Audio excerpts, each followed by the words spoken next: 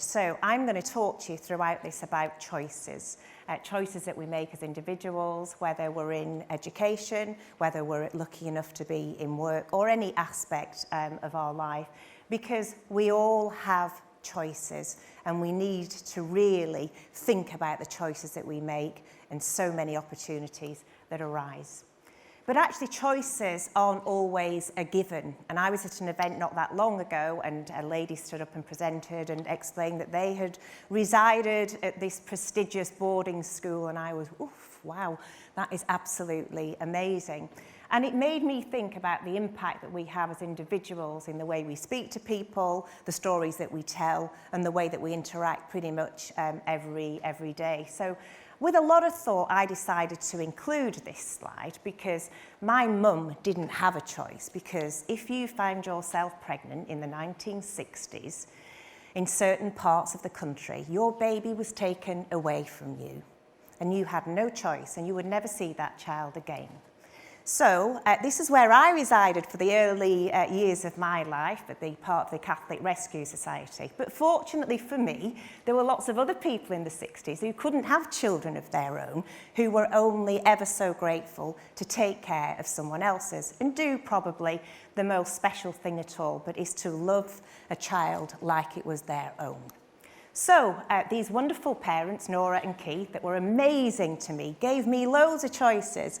I am a classically trained ballerina. It hasn't come in that handy in my career, but I will always be a classically trained ballerina. And they took me to the athletics club. They took me to the swimming club.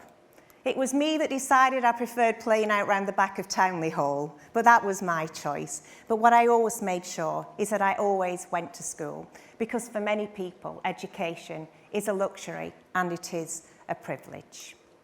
But I also saw at a very early age the importance of work. And I saw people around me that had things that I didn't have.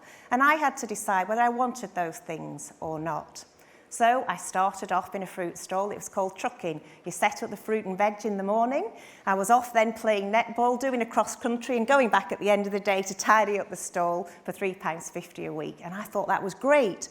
But there was a really wonderful thing. If you were really quick and you got the stall set up first, you got an extra 50p. Well, when you're on 350, an extra 50 pence was really, really valuable. So that was the importance of incentives and how you can actually get the most out of people in whatever you do. When I was 16, I started glass collecting. When I was 18, I learned to pull my first pint. I was earning serious money, not just a wage, but at those times you could also keep your tips. So again, another intense incentive scheme that was really, really productive. And then as I progressed through, I had a choice to do fine art at Goldsmiths or to do art history at Manchester. And I chose to go to Manchester. It was nearer to home, and my mum wasn't feeling too well at that particular stage in my life. Little did I know, if I'd have gone to Goldsmiths, I would have been in the same year as Damien Hirst and Tracy Emin. So there you go. You never know how the choices that you make are actually going to turn out.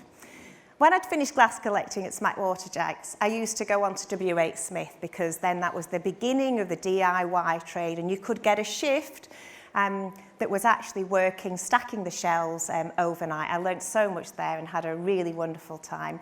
I then moved on to Marks & Spencer, to the Co-op, and here I am now working in a wonderful organisation called SPAR that is really about community retailing and really is about serving people day in, day out with the goods and services that they need the most. I took every opportunity, every holiday I could to volunteer. Sometimes I even had wonderful opportunities to go overseas. If those opportunities occur in your life, take them. Don't even doubt them for a minute. People will tell you it's a career break, you'll slow down. Any opportunity that you have to broaden your mind, to see things that are extraordinary, my advice to you is just to take them.